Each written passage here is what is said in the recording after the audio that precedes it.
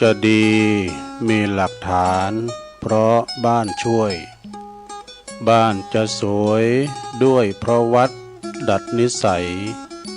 บ้านกับวัดผลัดกันช่วยยิ่งอวยชัย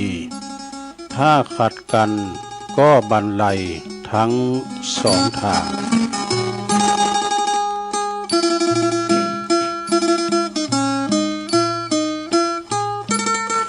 ก็ขอความนอบน้อมแด่พระรัตนตรัยอันมีพระพุทธพระธรรมพระสงฆ์เป็นสรณะที่พึ่งกับแนบใดไหวสาถวายความเคารพมายังครูบาอาจารย์พระมหาเถรานุเถระท่านเจ้าคณะพระสังฆาธิการเนาะพระภิกษุสามเณรเจ้าจุโตนจุองค์กุวัดวาอารามพร้อมตึงสำนักติภักสงฆ์โตยเนอ ก็ขอความเจริญในธรรมเจริญปอนมายังบรรดาปออกไม่ออกศรัทธาตันสาธุชนนักศีลนักบุญที่อยู่กันตั้งบ้านตั้งจองเนาะ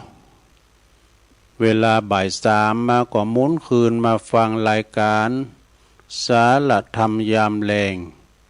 สารธรรมยามบ่ายซึ่งวันนี้ต้นตัวแห่งอาตมาภาพก็ได้รับมอบหมายฉันทานุญาตจากท่านอาจารย์พระครูอภิวัฒนวิกรมรองเจ้าคณะอำเภอดอยหล่อเจ้าอาวาสวัดปากตั้งเจริญเนาะประธานคืนสีขาวตามปกติจะเป็นเวลาของเปิ่นออกรายการแต่วันนี้เปิ่นติดศาสนกิจก็บ่สามารถที่จะมาออกรายการใด ก็เลยมอบหมายถวายเวลาให้ตุลุงได้บริหารเวลาเต้นไปก่อนเนาะฉะนั้นญาติโยมวันนี้ก็เป็นวันสำคัญทั้งวันหนึ่งเป็นวันออกพรรษานะโยมเนาะว่านี่เป็นวันศีลออกพรรษาของคุณบ้านศรัทธาญาติโยมแต่วันนี้ก็เป็นแลมคำเป็นออกพรรษาตุเจ้าเนาะศรัทธาญาติโยมทั้งหลายวันนี้ก็มีกิจกรรมดีๆหลายตีหลายวัด เปิ่นตักบาตรเทโวกันเนาะก็แล้วกันไป ปีนี้ก็หูซึกว่ายังแควนที่ว่าบ่มีฟ้ามีฝุ่นมาหลบโกนได้มันมีฟ้ามีฝุ่นบ่ได้นิซ้ำแดดร้อนโดยศรัทธาญาติโยมทั้งหลายแดดจ้าเลยนะวันนี้นะก่อนอื่นที่จะอู่กันไปหนักหลายตุลุงจะแจ้งขอบคุณทางเจ้าของคืนรายการเนาะคือสถานีวิทยุในเครือข่ายที่เปิดรับสัญญาณรายการธรรมะช่วงเวลาตั้งแต่ 15 ถึง 17 นาฬิกาหรือว่าบ่าย 3 โมงถึง 5 โมงเนอะขอบคุณสถานีวิทยุคณะสงฆ์อำเภอฝางจังหวัดเชียงใหม่ FM 100.25 เมกะเฮิรตซ์เนอะอันนี้ก็คืนนึงก็ฟังกันหมากปงหลงหลายเป็นน้องฟังไม่อายชัยประการนะเพิ่นฟังกันหลายและขอบคุณสถานีวิทยุคลื่นพระพุทธศาสนาการศึกษาและวัฒนธรรมของวัดไฟหินเนอร์ FM 104.50 เมกะเฮิรตซ์เนอร์องค์ขลงในเมืองเนอร์นี่นะฟังครอบคลุมกันหมดนะขอบคุณสถานีวิทยุมนต์เสียงธรรมวัดบุพารามอำเภอแม่แจ่มเนอะ FM 106.25 เมกะเฮิรตซ์อันนี้ก็ตั้งเมืองแม่แจ่มเพิ่นก็ฟังกันหลายขอบคุณสถานีวิทยุมจลหรือว่าวิทยาลัยสงฆ์นครลำปางวัดบุญญาวาสวิหารเนอะ FM 106.50 เมกะเฮิรตซ์นะนี่ก็ตั้งพี่น้องตั้งลำปางก็ฟังกันหมากโป่งหลงหลายเนาะหลายอำเภอนะที่เพิ่นฟังกันนะ เปิ้นก็ฟังเฮาก็ฟังเปิ้นพร้อมหยังเพราะว่าเปิ้นออนไลน์เข้าหากันเนาะตั้งเมืองลำปางก็ฟังตั้งละปูนเจียงใหม่ตุเจ้านะตั้งศรัทธาญาติโยมก็ฟังตุเจ้าตั้งลำปางตัวนะก็คือออนไลน์หากันเนาะแล้วขอบคุณสถานีวิทยุวัดหนองกายด้วยเนอะอำเภอแม่แตงนะก็เปิ้นก็ลิงก์สัญญาณไปขอบคุณเจ้าของสถานี อยากกูคืนตัวเนอร์ตีเปิ้นใดหับสัญญาณรายการไปเนาะเมื่อมาปะกันแล้วศรัทธาญาติโยมบ่หือกัดแก้วเสียเวลาวันนี้มาปะกันก็ตรงกับวันปุตติ8เนอวันนี้นะของเดือนตุลาคมพุทธศักราช2568มานี่นะก็จะน้อมนำเอาการศึกษานะการศึกษาพอคำเตือน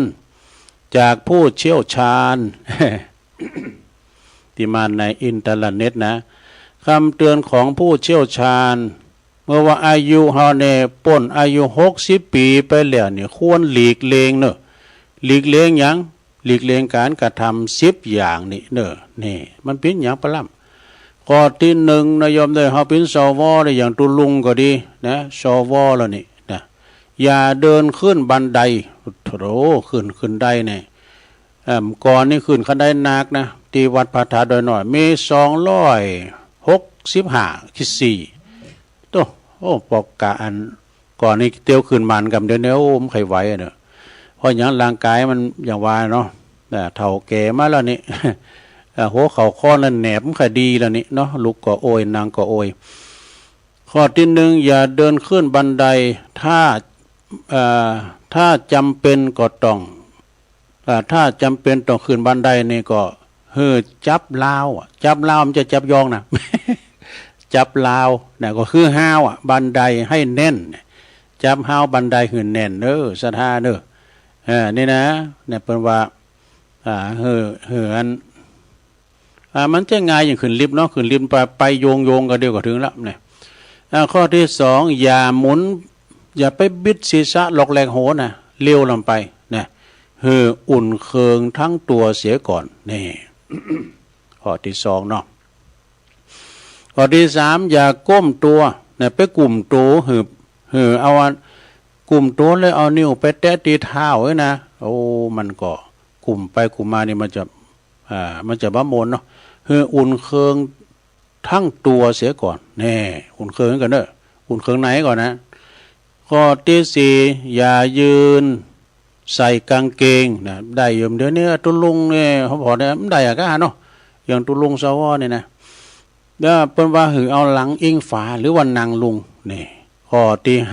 5อย่าลุกขึ้นนั่งก่อนยืนโหมันใจกะคนนั่งมาก่อน อย่าลุกขึ้นนั่งก่อนยืนหมายความว่า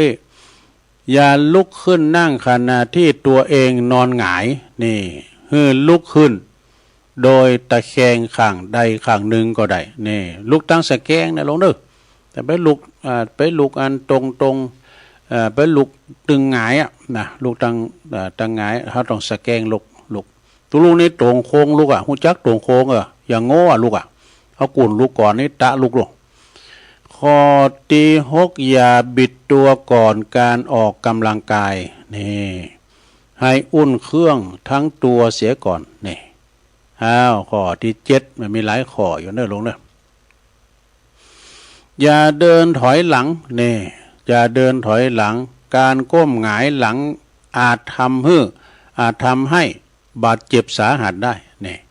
แต่ว่าเย็บมันเกินวัยเนี่ยลงเรื่องก่อนเขาเป็นหนุ่มๆนี่หาใดกันที่มันเฒ่าแล้วเนาะข้อที่8อย่าบิดเอวนี่อย่าก้มบิดเอวเอวไว้กันเนาะอย่าก้มบิดเอวเพื่อยกของหนักนะไปยกของหนักเนอะงอเข่าประมาณนั้นงอเข่าแล้วจึงยกของนักในขณะตีหย่อตัวลุ่งนั้นก็ไปย่อลดลุ่งไปกึ่งหนึ่งนะยองเพราะว่ากึ่งนางยองกึ่งนางยองนะข้อที่9อย่าลุกขึ้นจากเตียงเร็วให้รอสัก 2-3 นาทีก่อนเนี่ยรอสัก 2-3 นาทีไปเฝ้าลุกนะลงเนื้อหนามืดนะจึงลุกจากเตียงนี่เนี่ยข้อที่10อย่าข้ออันนี้เป็นว่าสิ่งที่สำคัญมากอย่างหนึ่งก็คือตัวคุณต้องกระฉับกระเฉงเสมอเนี่ยกระฉับกระเฉงนะลงเด้อไปนั่งงอมืองอเท้ากระฉับกระเฉงแล้วก็คิดถึงแต่สิ่งที่บดีบดักคิดสิ่งที่ดี เป็นที่เป็นคุณประโยชน์แน่เพิ่นว่านะ บัดนี้ชีวิตเริ่มขึ้นแล้วหลังจากการขยันทำงานมาหลายปีบัดนี้เป็นเวลาที่จะลื่นลมแน่ลื่นลมสมอุราไปกับชีวิตจะไปเข่งเขตลำไปและจะไปดมกลิ่นนากุหลาบเนี่ยโดยปอนศักดิ์สิทธิ์ปอนจากสิ่งศักดิ์สิทธิ์เฮาจะได้ลมเฉลิมฉลองในวันผู้สูงวัยเนี่ยอันตการยิ่งสืบต่อไปโดยสุขภาพที่ดีแล้วก็พรั่งพร้อมไปด้วยสัพพพรชัยนี่จบลงไปซะละอันนี้จบไปตอนนึงเนาะยังมีทำตอนอันนี้ก่อนเน็ตนะแกหน่อยซะละเนี่ยอันนี้ก็คำขวัญของสวเหมือนกันนะ เปิ้นว่าเชื่อใดนี่อันนี้เปิ้นเป็นประสบการณ์ของเปิ้นเนาะเอามาเล่าสู่จู้กันฟังเนลงเนอบางทีอาจจะเป็นประโยชน์แก่เฮานะอย่างที่เปิ้นมีมือถือก้ามอย่างก้าเปิ้นก็อ่านไปหมดละดูลุงมาอ่านเรื่องเผยปอยแม่เขาเนี่ยได้ก็อันกดมือกดนั่นนี่นะทำได้อ่านลายเนาะไอ้ป้อก็ไม่ลายมันก็ละโตเนี่ยบทโอ้แก่เสือในลายผุยไปแล้วบทซักเย็นนี่คุณอายุ60 ปี หากว่าคุณอายุ60 ปี60 ปีเรียกก่อนแนะนำการ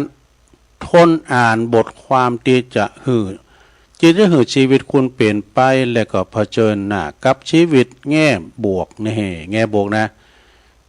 ประมีตัวฝรั่งอังกฤษผสมด้วยดรูอ่านได้นี่มันจะกะขางานนี่ผู้ชนะรางวัลโนเบลผมใจกัน อันนี้เอาต่างพีไปนี่หลวงผู้คนเมื่ออายุสูงขึ้นมา60 ปีเนี่ยถ้า60 ปีนี่เป็นสวแล้วเนอะสวอย่างไรขอบคุณสวก็คือสูงไว้นะมันมาเยือนแล้วสวเนี่ยได้รับนิตยพัฒน์พระใจ รับเบี้ยยังชีพก็เนาะขอบคุณแม่จันเลิศใสเข้ามาฟังตัวแล้วก็แม่ศิรินทิพย์บุญเลิศตัวเนาะเปิ้นว่าคุณจะรู้ว่านะเปิ้นว่าเมื่อคุณอายุเมื่อเฮาอายุ60 ปีจนมาถึงตีชีวิตปิดสนิทลงในช่วงเวลาที่มีบางฉากที่ควรใส่ใจเนี่ยนะมีปิ้นฉากนะลงเนอะคุณจะรู้ว่าต้องทำอะไรอย่างพองแล้วคุณจะบ่ตื่นตระหนกตกใจเมื่อเวลามาถึงเวลานั้นมาถึงนะลงน่ะมันจะไม่เป็นฉากนะ ฉากที่ 1ออกมาแล้วแตนมินิกี้ไปแล้วกันฉากที่ 1ขึ้นมาแล้วเนอะคือคุณเป็นคุณที่อยู่รอบข้างแล้วก็คือคนที่อยู่รอบข้างจะน้อยลงเลยซะนะแต่กันเนาะโอ้มาเกิดยามโมหอตุลุงเนี่ยนะสะดาสมัยแต่ก่อนเลี้ยงโง่เลี้ยงควายด้วยกันน่ะเข้าห้องหาโมเห็นปุถุกินสุกกินดิบกินดินกินทรายอยู่กลางดินกินกลางทรายเป็นทหารก็ดีอย่างก็ดีเขาเป็นลุ่มหายตันละตุลุงไปจะแล้วเจ้าหมูตุลุงนะตุลุงก็กันมาดังผ่ากาสาวพัดนี่พี่ซื้อโห อดีตก็คือที่ผ่านไปเนาะเจ้าหมูเจ้าจุ่มเนี่ยก็ไปสวรรค์กันไปจะลายอันนั้นฉากแรกนะโยมนะ ฉากแรกก็คือคนที่รอบข้างของเฮานี่จะน้อยลงเลยนะลุงคนรุ่นปอปู่ย่าตายายของคุณส่วนใหญ่ก็จะจากคุณไปแล้วเปิ้นรุ่นเดียวกันส่วนใหญ่ยุ่งกับการดูแลตัวเองนะคนรุ่นลูกหลานก็เหมือนกันเขาจะยุ่งดูแลการงานของเขาเองเนี่ยของตัวเองภรรยาหรือสามีบางคนเนี่ยอาจจะลาจากกันก่อนไปเนี่ยอาจจะจากกันไปก่อนแล้วโดยเหลือแต่วันว่างๆเท่านั้นที่เป็นของเป็นเพื่อนเราเนี่ยวันว่างๆที่ปิ้นเผินกับคุณจะต้องเห็นหูแล้วก็จะต้องเคยชินกับการอยู่คนเดียวเหงาใจอยู่คนเดียวอยู่คนเดียวริมรถแล้วก็เผชิญกับความเหงาเนี่ยความเหงา ของตัวเองนี่สระเนี่ยนะ อันนี้ฉากแรกเนอะต่อไปเป็นฉากที่สองฉากที่สองเป็นกล่าวว่าคือสังคมจะสนใจตัวคุณลดน้อยลงเรื่อยๆไปเนี่ยเพิ่นจะสนใจเฮาหน่อยลงติ๊กๆนะเพราะว่าเฮาเยอะเพราะเฮาเฒ่าแก่แล้วในฉากที่สองนี่นะฉากที่สองนี่เฮาก็จะน้อยลุงคนเจ้าหมูเจ้าจุ่มก็จะน้อยลุงไปเลยนะแล้วบ่ว่าอาชีพการงานของคุณจะสดใสแค่ไหนก็ตามเถอะนะในอดีตคุณจะมีจือมีเสียงแค่ไหนก็ตามนะจะเป็นดาราจะเป็นนักมวยจะเป็นสังก็ตามเถอะนะเมื่อเฒ่ามาอายุนักขึ้นก็จะเปลี่ยนไปจะอายุของเขาก็จะเปลี่ยนไปเป็นวัยชราชายชราหรือว่าหญิงชราเป็นคนธรรมดาเนี่ยสปอร์ตไลท์เนี่ยเพราะว่าสปอร์ตไลท์จะบัดส่องตัวที่คุณอีกต่อไปสปอร์ตไลท์หรือว่าพอเราดันดนตรีที่ไปออกคอนเสิร์ตนะก็เปิ้นนักร้องเปิ้นมาห้องเพลงนี่นะมูที่เปิ้นลิ้นดนตรีมันจะส่องกับคุณห้องเพลงกำไม่น่ะนะเขาพอล้อสปอร์ตไลท์ใน2เม้งไม่สปอร์ตไลท์จะไม่ส่องที่ตัวคุณอีกต่อไปเนี่ยคุณจะต้องเห็นหูตีจะลบอยู่ที่มุมเงียบๆเนี่ยอยู่ในห้องเงียบๆลบมุมอยู่ห้องเงียบๆอย่าอี้ล่ำเลยน้ำก่อนที่เฮามียศมีตำแหน่งนี่ปุโตโหขืนได้นี่มีวันแห่งบึดหมู่นึงมาบึดหนึ่งหมู่นึงมาเข้าออกปุโตเอาน้ำใส่ตู้ยินพร้อมแต้นไอ้น่ะเรื่องก่อนเนี่ยปุโตคือเฮาเส้นทันเส้นนี่แปลงน้ำตาหุ่นตั้งยามเมื่อเฮามีอำนาจวาสนามีบารมีเริ่มเดี๋ยวนี้เฮามีแล้วหมู่นั้นเยอะเขาไปในมดไอ้หมู่นั้น จะต้องถามนะเอียเนอะเขาไม่ในมดเนี่ยก็เงียบเงาเนอะนี่นะคุณจะต้องรู้หลบในมุมเงียบชื่นชมตื่นเต้นกับสถานภาพคนรุ่นหลังนะแทนเกิดความอิจฉาและตำหนิพวกเขานี่เขาพอคนรุ่นลูกรุ่นหลานเนาะเมื่อก่อนนี่เขาก่อนเน็ตอย่างเขาเนี่ยเดี๋ยวนี้มันเลยวัยเขาแล้วไอ้นั่นเดี๋ยวนี้เขามาเต้นตีเขาละดีเรื่องเขากันเนาะฉากที่สองเรียบร้อยต่อไปเป็นฉากที่สามนะลงเนอะมันมีเป็นฉากนะฉากที่สามก็คืออันตรายเกิดขึ้นตลอดในอนาคตข้างหน้านี่ อันตรายเนี่ยมันจะเกิดขึ้นตลอดในอนาคตข้างหน้านี่นะก็คือกระดูกหักของกานี่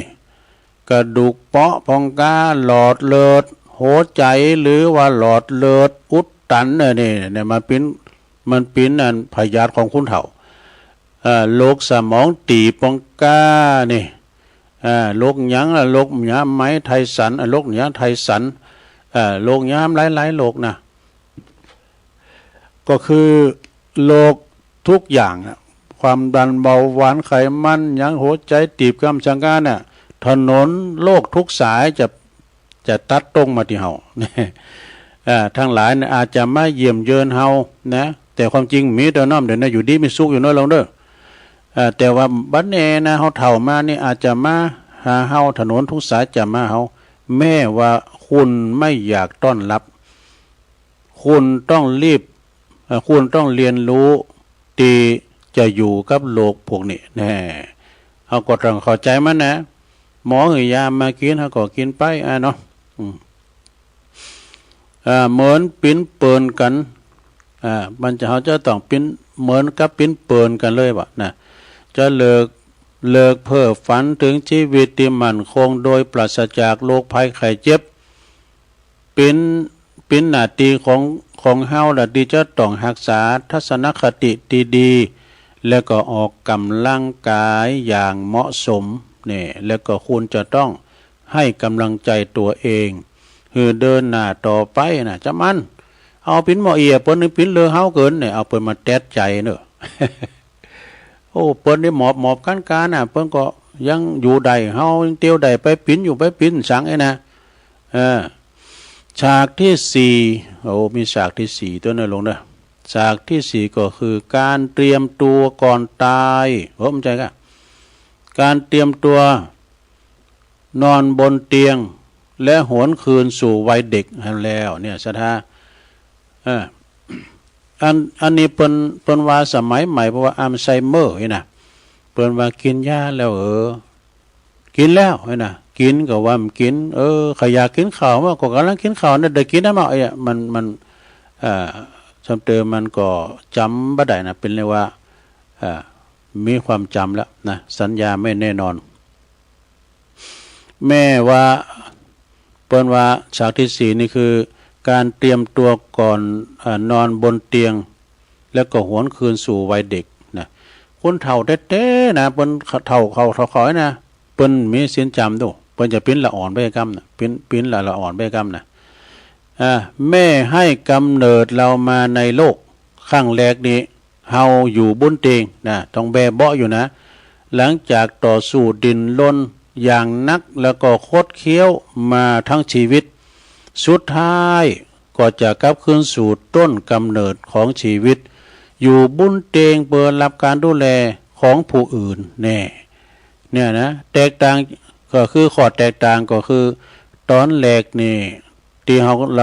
ที่เฮามาใหม่ๆนี่ก็ไผพอเฮาก่อนแม่พอค่อยดูแลเฮาแต่ว่าเมื่อว่าเฮากำลังจะจากไปเนี่ยเฮาเฒ่ามา70 80 90ปีหรือว่า100ปีน้อยไปน่ะเฮาอาจจะประจำเป็นที่จะต้องรับการดูแลจากญาติก็ได้อาจจะเป็นพยาบาลนะหรือว่าอาจจะเปิ้นจ้างมานะแม่ว่าปัจจัยญาติก็พองเนอะจะเทียมกับแม่ผู้หือกำเนิดตึงบ่ได้แม่เปิ้นพอก่อนเป็นละอ่อนเนาะผู้ดูแลอาจจะมีใบหน้ายิ้มแย้มแจ่มใสต่อเฮานะแต่ใจในกับเบื่อหน่ายจะทนดูแลผู้ที่ปัจจัยญาติเขานะคือเปิ้นต้องการสัตว์ต่างบ่ได้นะเปิ้นรับจ้างดูแลคุณเฒ่าเนี่ยคุณต้องเจียมอะไรเจียมตัวและอดทนขอบคุณคนเหล่านี้นะขอบคุณเด้อนะนะไอ้ปอใครไปห้องน้ำเด้อเด้อนะเปิ้นก็ตะเยเหยเนาะมันก็จะเยแบบความผูกพันมันเป็นมหาจางนี่ต่อไปเป็นฉากที่5มันมีเป็นฉากนะลงเด้อฉากที่5ก็คือตลอดเส้นทางหรือจะมีตลอดเส้นทางที่เหลือจะมีคนจ่องหลอกลวงเฮาอย่างมากมายนี่อันนี้จำไว้ในลงเด้ออันนี้นะบทข้อนี้สำคัญคนจ่องหลอกลวงเหล่านี้นะโหดีว่าคุณผู้สูงวัยนี่เปิ้นเก็บเงินเก็บทองทั้งชีวิตนี่มีเงินออมอยู่ในกระเป๋าหนักนะนะมันจะจ่องมาที่เฮาแหละนะแล้วมันจึงพยายามนะจะโกงเงินผู้ชรานี่จึงจะพยายามโกงเงินของผู้ที่คนเฒ่าคนแก่ผู้ชราอาจจะเป็นแก๊งคอแท็กเตอร์ก็นะหลวง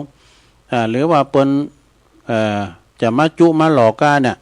มันจะส่งข้อความมาส่งข้อความมาปิ้นอย่างนี้นะส่งอีเมลมาด้วยอีเมลก็แล้วก็รออาหารเนี่ยหือลองอาหารเนี่ยเราอันนี้นี่เป็นอาหารเสริมเนี่ยกินแล้วเนี่ยประโยชน์แข็งแรงปึงปังแข็งแรงนะนะลองฟังเป็นว่าลองฟังบอกทางรวยทางหลัดที่หันที่นี่ประโยชน์กล้วย100 วีเขาไปไหวก็หันนะประโยชน์มันมาแมนลำเลยนะอันบอกเลขบอกหวยก็จะจุคนเฒ่านะหลอกลวงคนเฒ่าเรื่องอายุยืนยาวแถมนี่กินอันนี้นะแล้วก็หลายๆเรื่องนี่เนาะเพิ่นมาบอกมากล่าวนะพร้อมยังเพราะเขาขาดได้สตังค์เขานะเพียงเพื่อต้องการเงินจากคุณเนี่ยเพื่อต้องการเงินจากคุณคุณต้องระมัดระวังเกี่ยวกับเรื่องเหล่านี้นะจะไปเจอเขาง่ายเนี่ยวันนั้นไผเนี่ยสูงมากเนี่ยเปิ้นสูงมากตุลงพอนะปิ้นคลิปในกลุ่มก็ไผเปิ้นเข้ามาเนี่ยเปิ้นเอาหยังมาพอนะเดี๋ยวเอาอันนี้ดุมพอร้อยนะเปิ้นมีกล่อง2เนาะกล่อง2ที่เปิ้นเรียกว่าวงจรปิดคุณนั้นเปิ้นไม่ยิงนะเปิ้นนั่งอยู่ที่เฮือนเปิ้นหาแต่นะในร้านหยังหัวเนาะ คุณอนาปินปอจายแต่งเตี้ยวมาสักกระแดะมาโอ้อันแต่งทำเสนอสินค้าของขายกันเนาะก็เดียวก็อันนั้นก็มีเนี่ยมีเอาโจกออกมาในกระเป๋าเนาะก็เดียวปีต้นนั้นเปิ้นดุ่ม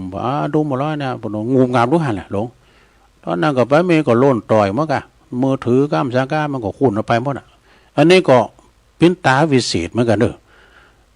ตาวิเศษเหมือนกันนะอันเป็นว่ากล้องวงจรปิดเนี่ยนะเมื่อคืนก็หันพระผีไปเนี่ยผมเคยหันแล้วก็หันก็ย้อนกล่องนั่นนี่นะเขาเอาส่องไอ้นะปฐมม้าเห่าม้าหอนแล้วก็หันผีอยู่นะมันจะแมนแต่โมเนี่ยมันแค่ลางๆนะผอมคืนนะอุ้ยปิติโกเรื่องเหล่านี้เนาะต้องระมัดระวังเกี่ยวกับเรื่องเหล่านี้เพราะว่าสวบางคนเนี่ยเปิ้นอาจจะเก็บเงินเก็บทองไว้หลายอ่ะกะเขาก็จะมาระแคะระคายเอาอันนั้นมาเสนอขายเอานี่มาเสนอขายนะคือกระเป๋าสตางค์ของเฮาอยู่ที่เฮานะกำไว้คือแน่นๆนะลงเด้อให้มันดีอย่าไปจกไปจ่ายนะ แต่ไปเจอเขานะกำไว้แน่นๆสตางค์อยู่ที่เฮาเนี่ยอย่าถูกหลอกเนี่ยต้องจ่ายเงินก่อนสุดท้ายของคุณคุ้มค่าที่สุดโอ้ก็เงินหามาได้ถึงชีวิตเนี่ยเบี้ยยังชีพเนี่ยเก็บไว้จะดีอ่ะนี่นะขนาดเล็กหวยเฮาย่ำซื้อ สุมาเลยก็มาจูมาหลอกเขานี่ไอ้เนาะกับประคุณจุงกันเอาเงินคูณถ่าเนี่ยมันใจมันจะเก็บไว้ดีลงเนอะขอนมีเฮ็ดนะเฮ้ยฉากที่6โอ้โธมีฉากที่6อยู่เด้อลงเนอะฉากที่6นะมีพินฉากนะลงเนอะโอ้ดีแต่เนอะอันนั้นหนังสือเนี่ยนะลงเนอะที่จริงประกอบป้อยางตัวลุงแหมพระพงษ์ฉากที่6นี่ก็คือการปฏิบัติตนให้ดีต่อคู่ชีวิตนี่นะคนรอบข้างนะคือครูสมรสเฮาเนี่ยลงปออุ้ยก็ดีแม่อุ้ยก็ดีอยู่ด้วยกันนะสดาเอ้ยอยู่ด้วยกันอยู่กุ้มเท่าเต้าตายเปิ้นว่านะลูกเต่าเหล่าล้านเลี้ยนในไปหวังปึงใจเขาก็มีลูกมีเต่านะเขาก็หวังปึงครูสมรสเฮานั่นเนาะเท่าเอ้ยปื้อหือพองโอ้ยเก็บหลังเก็บแอวแม่มาเลยแม่เนี่ยบีบแอวกำลังเพิ่นจะใจใส่กันเนาะนะเป็นอันครูสมรสน่ะเพิ่นอยู่กันโอ้มันต้องไปอุ่นใจไผลูกเต่าเหล่าล้านเลี้ยนเนี่ยเขาก็กลุ่มกับเขานะเขาก็ใจใส่เฮาบางทีก็เหลือกับคุณเฒ่าปอใจเนี่ยบางทีก็เหลือกับคุณเฒ่าไม่ยิงเฮียซะนะเนี่ยจาสุภาพอ่อนโยนใส่กันเนอแสดงความห่วงใยกันเนอแสดงความห่วงใยซึ่งกันและกันให้หนักขึ้นแล้วก็โดยเฉพาะสามีภรรยาของคุณหรือว่าคุณเขาคือคนที่ฝากท้ายชีวิตร่วมกันเนี่ยฝากใต้ชีวิตร่วมกันโยมเนอจะไปบาดหมางกันนะกูบุญกูบารมีด้วยกันเข้าสู่ในวัย60 ปีแล้วนี่คุณจะขาดหวังปึงลูกอย่างเดียวบ่ได้นะลูกเขาก็มีครอบครัวเขาก็มีลูกมีหลานนะก็ต้องรับผิดชอบของตัวของเขาเองสุดท้ายคู่ชีวิตนั่นเนาะต้องพึ่งพาอาศัยกันเนอสองเท่าเนี่ยนะดูแลซึ่งกันและกันอายุปูนนี่แล้วก็บ่ต้องไปโกว่าไผจะนอกอกนอกใจไผหรอกเนาะอายุปูนนี่แล้วนะมีแต่โกไผจะมาเสไปก่อนอันน่ะไผจะลุ่มหายใจจากไปก่อนนะเนาะนี่นะพอพอหล่อสดาคุณเฒ่าเนี่ยสมเตือนนะอันเตอก่อนปอตายแม่ตายนะโอ้เปิ้นจะเหงานะสดาคุณเฒ่าจะเหงาไปกำนึงนะเพราะว่าอย่างแม่เปิ้นตายเนาะอีแม่เปิ้นตายลูกหลานก็หันโอ้อีปอก็เหงานี่อีปอก็งอมก็เหงาอีแม่ก็จากไปแล้วบ่ายเก้าก็ล่าเขาอ้ายว่าเอาสหาอันกูชีวิตเปิ้นได้ใหม่เปิ้นเอาแม่เพิ่นให้ได้สมมาเนี่ยอันนี้เอากำเปิ้นมาอู่นะอีล่ามันก็ว่าโหไปมีแฮมไหนปอมันปูนนี่แล้วเปิ้นไปเอาเพิ่นคุณวัดครูว่าเพิ่นไปเอาแฮมไหนน่ะ ไผอยู่ทางนอกรอเนี่ยคุณเฒ่าได้ยินเนาะไผอยู่ทางนอกอาตีนตั้งปากอีล่างมาคุณเฒ่าก็บอกอย่าชุมาเนี่ยอันนี้กรรมคนอื่นนะมาเล่าเลยไผอยู่ทางนอกอาตีนตั้งปากอีล่างกำลังต่อไปฉากที่7โหมีฉากที่7อยู่นะโลแล้วอ่อนไว้รุ่นนะมาแอวกันนะเนาะเขาขึ้นมาแอววัดละอ่อนวันนี้ก็บนตักบัดเทวสอกินขนมก็ปฏิตุปีเขาบนเนอฉากที่7ฉากที่7ลาภยศตำแหน่งคือของสมมุติทั้งสิ้นนี่ยศและลาภหาไปมิได้แน่เว้นเสียแต่ต้นทุนบุญกุศลตุลุงจังหวะยศลาภตำแหน่งคือของสมมุติขึ้นทั้งสิ้นนี่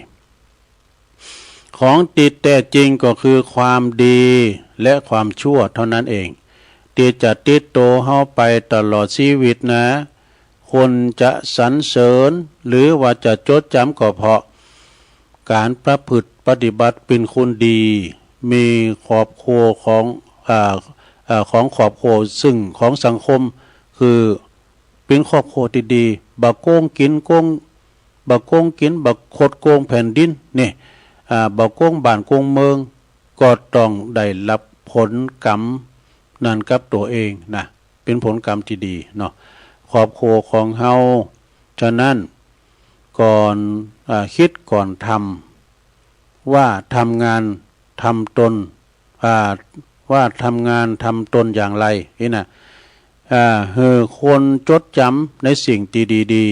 ๆการทำความดีเริ่มจากตนเองสังคมก็จะดีไปตุยเนี่ยจะดีไปตุยเนอะเนี่ยโหจะจบแล้วเนอะลงเนอะเพิ่นว่าก่อนฟ้าจะมืดลงเนี่ยนะสระตะวันจะตกแล้วเนี่ยนะในช่วงท้ายชีวิตฟ้าจะค่อยๆมืดลงนะการใช้ชีวิตลำบากขึ้นมันก็เป็นธรรมดาเป็นเรื่องธรรมดาสถาดังนั้นนี่หลังจากอายุเฮา60 ปีนี่เปิ้นก็จะปลดราชการเนอะจะสู่เกษียณอายุราชการแต่เป็นพระคุณเจ้าเป็นทรงไปในนี่80 ปีนะลงเด้อเป็นเจ้าคณะอำเภอก็ตามเจ้าคณะตำบลก็ตามอายุเปิ้น80 ปีกันเนอะนะแต่ว่าเป็นเจ้าอาวาสนี่ปุ่นเต้ามรณภาพบ่นะเป็นเจ้าอาวาสน่ะดังนั้นหลังจากอายุ60 ปีการมองโลกในแง่ดีนะทนุถนอมเวลานะลงเนอะแล้วก็สนับสนุนแล้วก็สนุกกับชีวิตอย่างเต็มที่จึงสำคัญว่า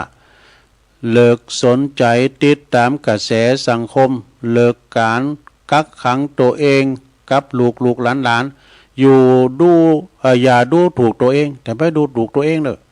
อย่าอดเก่งอูจาดูถูกทำลายผู้อื่นหรือว่าตัวเองแก่แล้วยิงต้องหู้จักเขาหลบผู้อื่นนะขณะเดียวกันต้องเข้าใจว่าละสุดท้ายของชีวิตจิตใจเตรียมพร้อมหรือยังเนี่ยเขาเกมข่าวหอแล้วลงเกมพร้อมหรือยังเนี่ยเกมสิ่งที่ปึงปาอาศัยเพื่อว่ามีเงินมีคำส่งตึกโรงพยาบาลมีลูกมีหลานส่งตึกป่าแหวป่าจ้าบุญ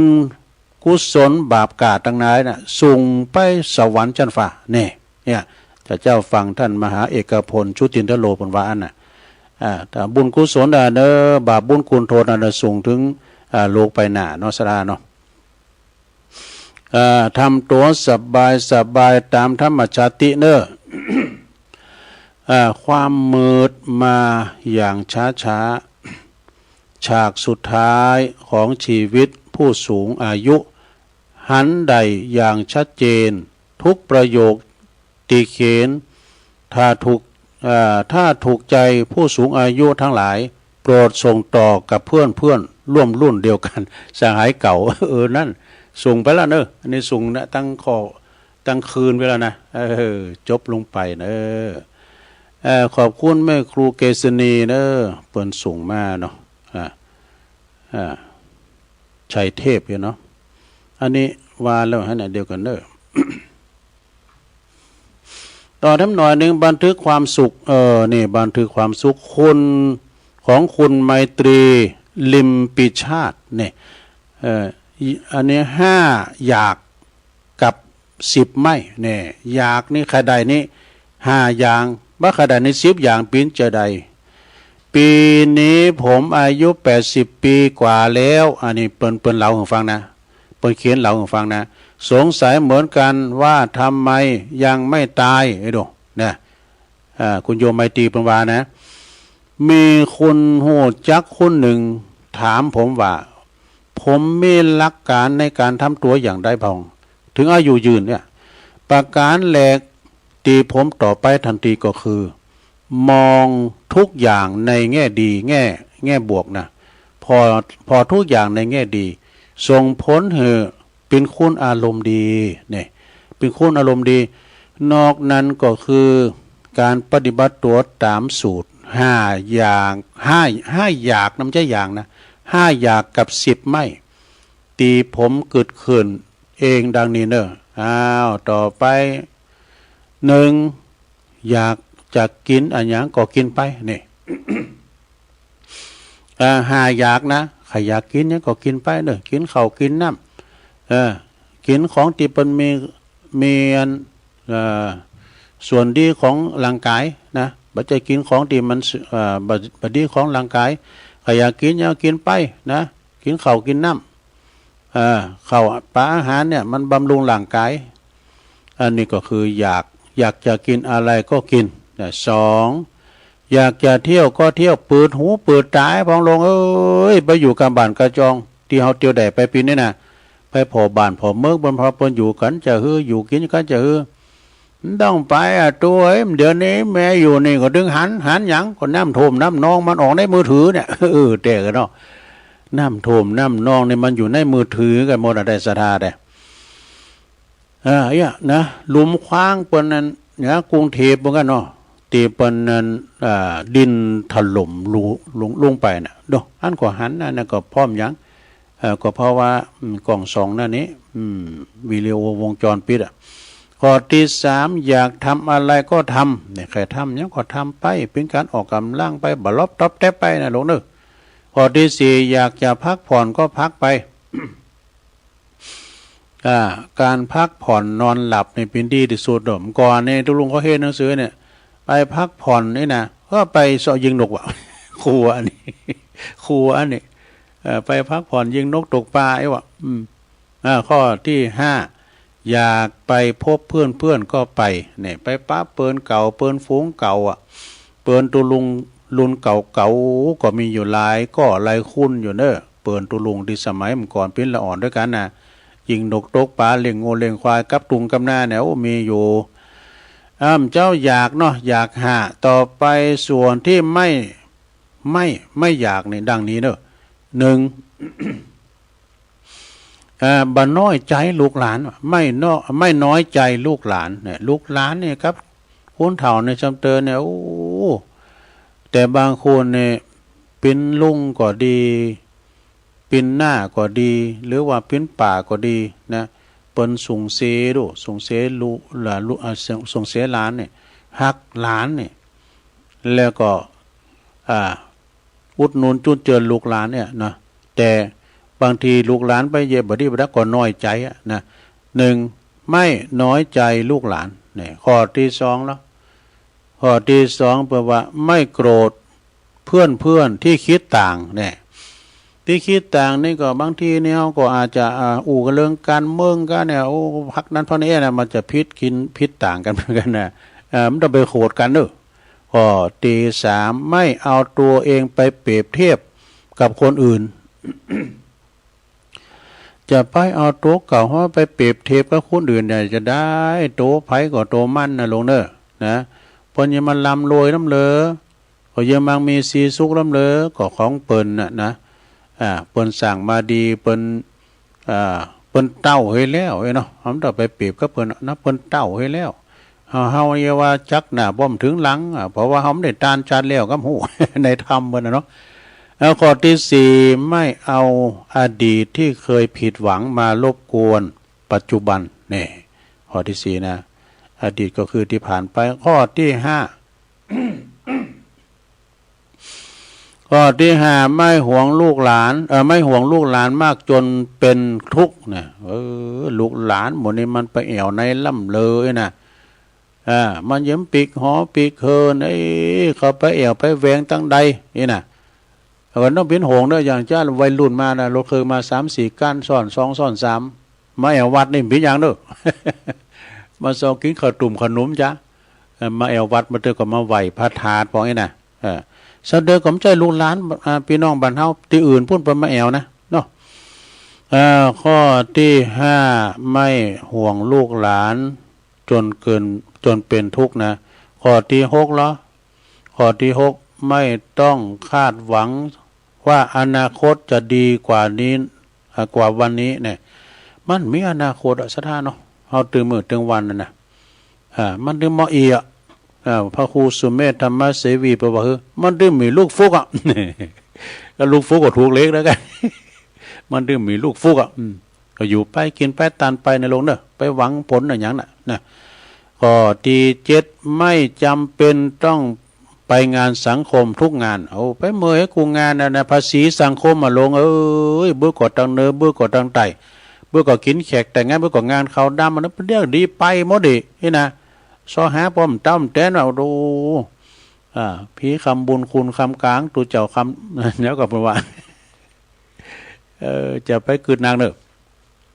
จะไปให้กูงานศรัทธาปฏิเสธไปพองนะที่ไหนก็พิ้นจะไปมันก็ไปมีเบี้ยยังชี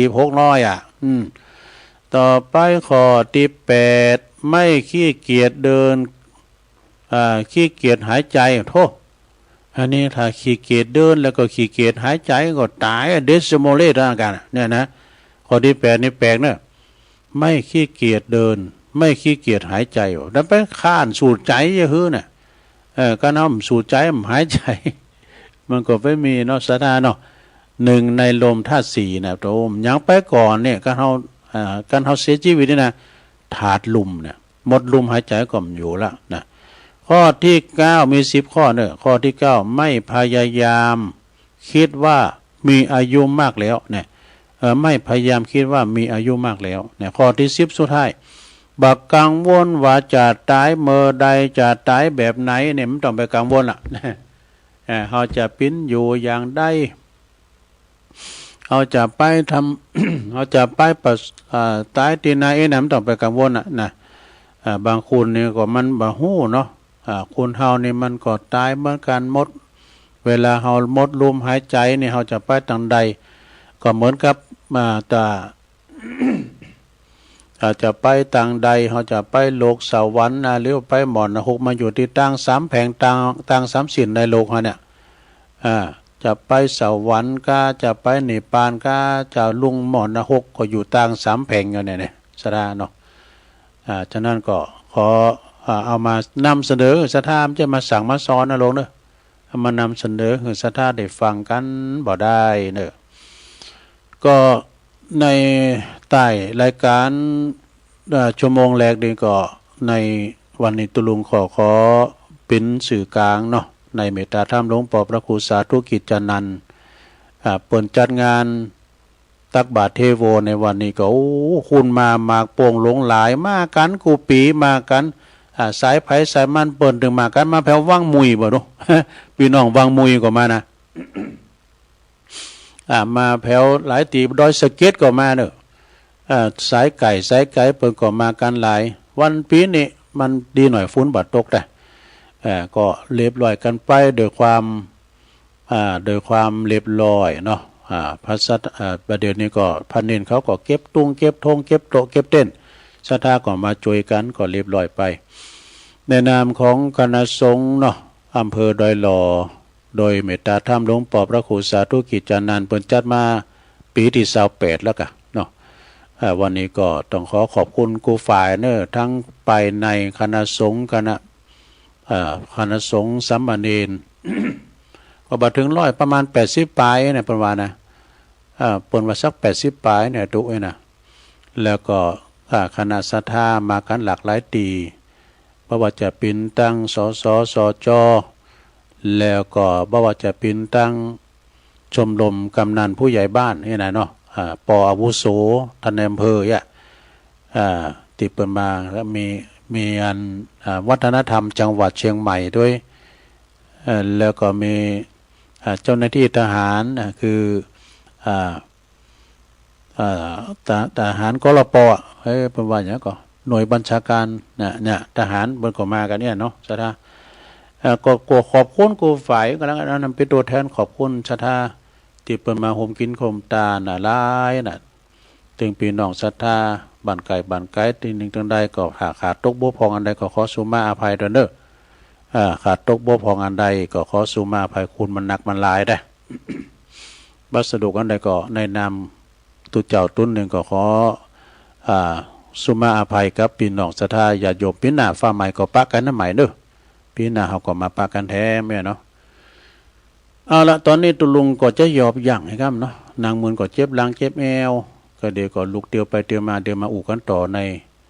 ชั่วโมงที่สองตามๆของศรัทธาเด้อตอนนี้ก็ยอบย่างจะได้ไปกินน้ำกินน้องตามเนาะเจริญพรกันเด้อ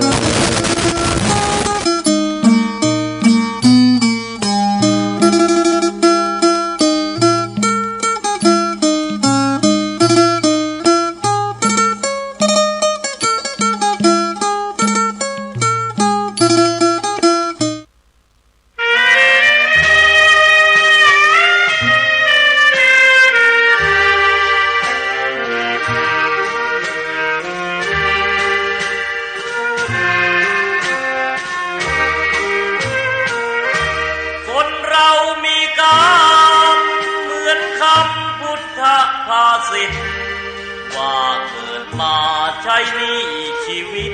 ลิขิตไปตามบาปกรรมสร้างมาเกิดมาเป็นคนบ้างมีบ้างจน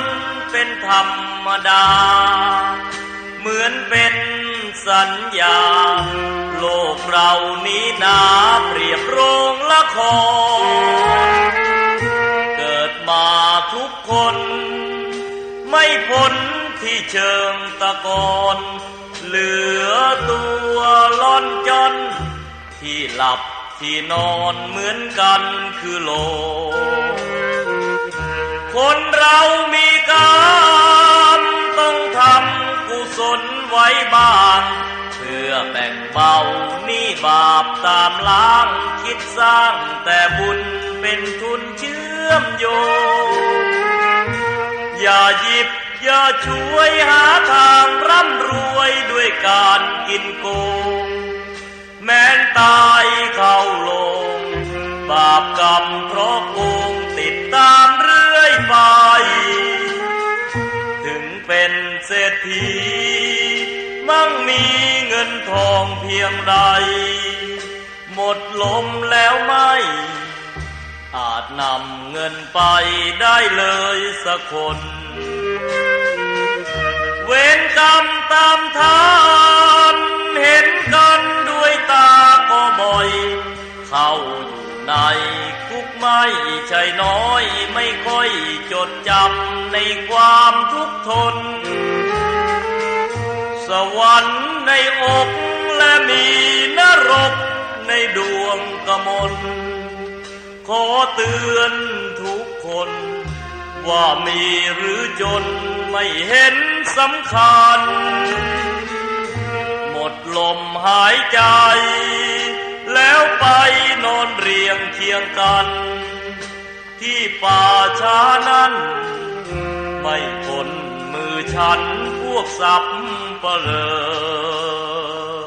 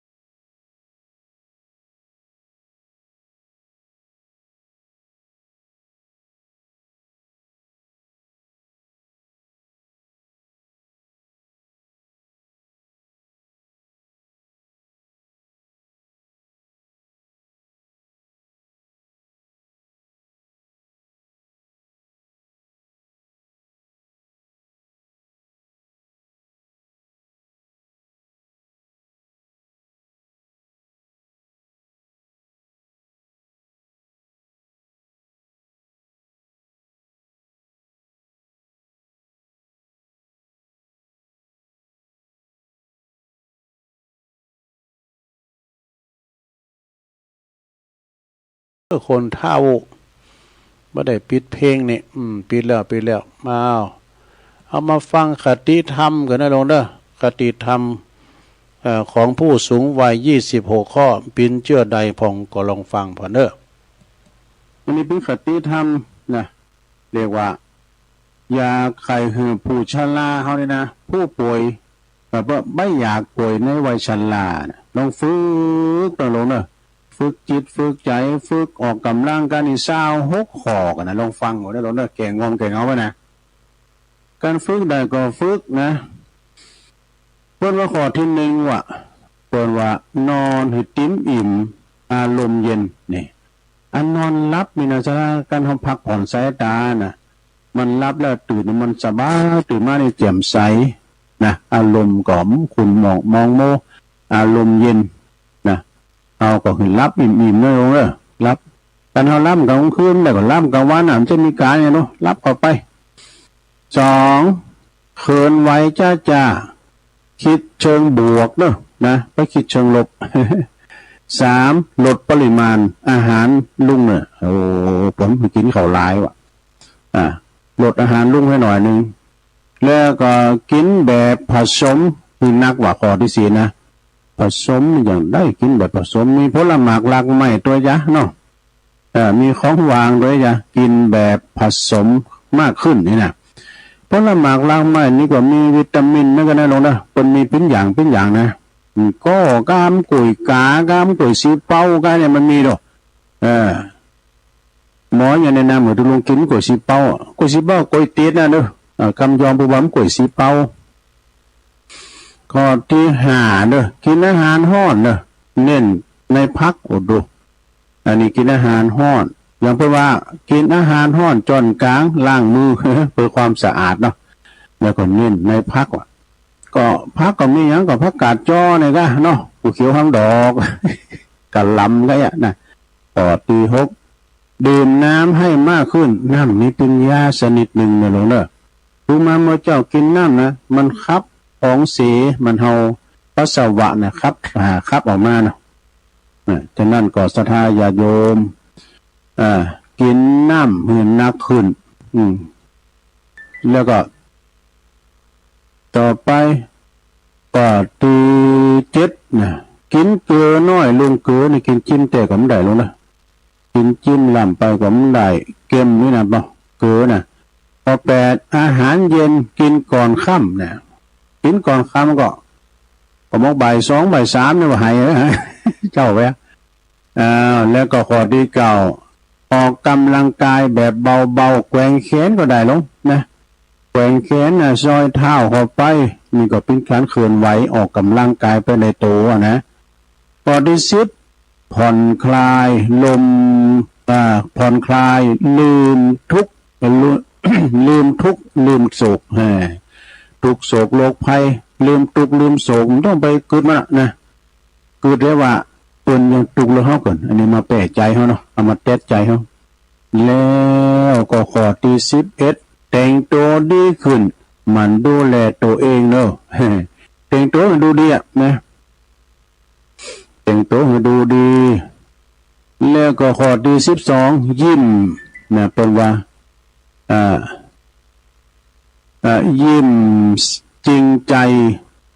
ตัวตนเองสดใสเนี่ยข้อที่13เป็นว่าพอใจตนเองบ่คิดเรื่องเก่าเนี่ยเรื่องเก่าเราความหลังเนี่ยนะข้อที่14ลืมอายุนะเพราะว่าลืมอายุอดีตปล่อยวางให้ได้เนี่ยอดีตปล่อยวางให้ได้ข้อที่15ลงหาเปินสนุกสนานกับลูกหลานเนี่ยก่อนลิ้นกับลูกกับหลานน่ะเนาะก่อนนี่คุณเฒ่าลิ้นกับหลานเนาะกับอันหลานกันน่ะกุ๊กกิ๊กว่า มันตรงนี้นะก่อนข้อที่16ลงมีความโรแมนติกนี่เล็กน้อยข้อที่17งานอดิเรกเพิ่มเติมทำเบาๆนี่ข้อที่18ลงมันเป็นเวลา26ข้อเนาะข้อที่18จือเสียงแล้วก็โศกลาบเบาๆเนี่ยเอาเบาๆลงเนาะลง หลงแล้วก็เบาๆพอเนอะไปเอาแก่ให้นะหลงหัวหยังฮะหยังโต๊ะกว่านั้นกาบริสิบหกนะกับเบาๆพอเนอะบริสิบเก้าเที่ยวเอวนะเที่ยวแปลว่าเอวสักน้อยแบบเบาๆเอวห้าบันลูกบันล้านนะลงเนอะไปเอวบันลูกบันล้านนะปอที่สาวดูแลจมูกตาปากหูตาปากนะเพราะว่าคนพอดูแลนะหูดังหูตาปากและเท้าเนี่ยสระพอเนอะข้อที่21ดูทุกอย่างทุกส่วนในร่างกายตนนี่ข้อที่22เก๋ไก๋ในวัยชราลืมเรื่องเก่าๆนี่ข้อที่23มันดูแลตัวเองอาหารเสริมนี่กินอาหารเสริมหัวเลยเนาะข้อที่24สมุนไพรดีกว่าแผนปัจจุบัน สมุนไพรนะโอ้ตอนเราไปเขากำก็ดีเพื่อจะมีตุ่มน้ำยาอย่างตุ่มเล็กๆนะเนาะเป็นตุ่มน้ำยาดอกที่สมุนไพรเท่านั้นนะหากไม่ก้ามสังกาเนี่ยนะพอห้างเป้าไฟเนี่ยเปิ้นมาตากแห้งเปิ้นมาเตะตึงกล่อมมือกล่อมตากแห้งเอาไปรอดองกับอัน30 หมากินแล้วหายเจ็บหลังเจ็บแมวลงก็มันก็หายกับกาพูดน้ำมันกินไปกึ่งแล้วเนี่ยข้อที่25เนี่ย2ข้อนะสุดท้ายข้อที่25เป็นว่าอย่าคิดพึงไผในวัยชราโดยเหลือตัวเองมีใดเนี่ยเป็นว่าพึงไผนะแล้วก็ข้อที่26สุดท้ายหลงใจชีวิตให้สนุกความสุขกับการได้ทำงานโดยตนเองแล้วก็มั่นใจในงานที่ทำนี่ขอทานในลงเนอขอคิดประจำวันของโยมคนสูงมาเนาะจบลงไปแล้ว ข้อคิดในวัยชรา26ข้อด้วยกันโยมขอได้ที่ปฏิบัติได้ก็ทำไปเนาะฝุ่นเอิ่นไปแล้วเนี่ยตกไอ้กำเดียวเนี่ยฝุ่นไหลไก่วะ บัดตกละฉะนั้นก็ศรัทธาญาติโยมทั้งหลายก็ฟังกันไปในเนื้อหาสาระพองอันเก่าพองอันใหม่พองนำเสนอทำกรรมอนิมสังนี่ทุกสัตตบุรุษย่อมปรากฏในที่ไกลนี่คนดีมีคุณธรรมนั้นถึงจะอยู่ไกลแสนไกลคุณทั้งหลายก็หูจักแล้วก็ไปไหวไปสาเหมือนกับครูบาอาจารย์สะดามาเกิดพอหรอบางทีในตุนบุญเกิดตีหันตีนี่ก็บอกว่าเป็นปิ้นอายุน้อยก็ดีนะครูบาน้อยก็สังกาครูบาเฒ่าครูบาแก่ก็เนี่ยเปิ้นบุกบุญสุนซ้อนกันไปโดเพราะว่าเปิ้นมีคุณธรรมเปิ้นมีปรมีนะไผก็ใครไปไหวไปสาเนาะสะดาเนาะบุคคลที่สำคัญซึ่งมีจื่อเสียงในทางดีทำคุณประโยชน์แก่สังคมได้มากนะแม่จะอยู่ไกลแสนไกลญาติโยมแม่จะอยู่ไกลแสนไกลไผติวสังมานี่ไปมานี่เด้อตุลุงออกรายการนะใจก็บ่จะไปไหวพระแม่เจ้าจามเทวีอนุสาวรีย์ถึงไหนแล้วตามันสวกแสเนี่ยการไปมาเนี่ยมันถึงหันหมดอันนี้เหมือนป่อมยามเด้ออยู่ที่ห้องสถานีเนี่ยนะมันปิ้นกระจกอย่าหันหมดไปมาไอ้น่ะแล้วเปิ้นอยู่ตั้งนอกนี่มันหันเด้อมันหันเฮาบุคคลที่สำคัญซึ่งมีชื่อเสียงนะในทางดีทำประโยชน์นะแก่สังคมได้มากแม้จะอยู่ไกลแสนไกลชื่อเสียงของท่านก็จะขจรกระจายไปทั่วทิศเนอะไปทั่วทิศเช่นว่าสมเด็จองค์พระสมเด็จพระสัมมาสัมพุทธเจ้าผู้ทรงประกอบด้วยพระปัญญาคุณพระบริสุทธิคุณแล้วก็พระมหากรุณาธิคุณนะพระองค์ประสูติประเทศอินเดียมานานละนะหรือว่าประเทศเนปาลเนี่ย ตามจริงในสมุดในหนังสือตำนานเนี่ยเป็นประสูติประเทศเนปาลนะซะได้เนาะเนปาลเนี่ยเป็นบ้านเกิดเมืองนอนของพระพุทธเจ้าพุทโธปรากฏเขาแล้วนี่เป็นเผาบ้านเผาเมืองกันได้เป็นประโทงกัน แต่ก่อนนั้นเป็นประเทศเดียวกันเมื่อก่อนเนาะเนปาลอินเดียกาศรีลังกากันเนี่ยนะเป็นประเทศเดียวกันเนาะพระพุทธเจ้าเป็นประสูติที่ประเทศอินเดียนานมาแล้วบัดนี้ทั้งตีพระพุทธองค์เป็นปรินิพพานไปเมื่อกว่า2,000 กว่าปีแล้วศรัทธาแต่คนทุกชาติทุกศาสนาน้อยนักเน้อตีจะหู้จักพระนามของพระองค์เนี่ยแล้วก็พระธรรมคำสอนของพระองค์ยังประทานความร่มเย็นแก่ผู้ประพฤติปฏิบัติอย่างอยู่อย่างไม่เปลี่ยนแปลงเนี่ยอยู่อย่างบ่เปลี่ยนแปลงเด้อไผประพฤติวัดปฏิบัติก็ได้คุณแล้วก็เปิ้นก็บอกว่าพุทธบริษัทผู้มีความรุ่งเรืองภายใต้พระบารมีธรรมจึงกตัญญูน้อมนำพระธรรมมาปฏิบัติในชีวิตประจำวันอย่าได้ละเลยบ่อน้ำปลานะอย่าได้ละเลยบ่อน้ำปลาเนอะสระอันนี้ก็คือข้อคิดขอปฏิบัติของพระพุทธเจ้าพระพุทธเจ้าแม่ว่าอย่างที่เหตุการณ์เกิดขึ้นวันนี้เนาะสระเนาะเพิ่นบอกว่าในพรรษาที่7นะหลังจากที่เปิ้นได้ทรัพยาสัพพัญญูเป็นพระพุทธเจ้าแล้ว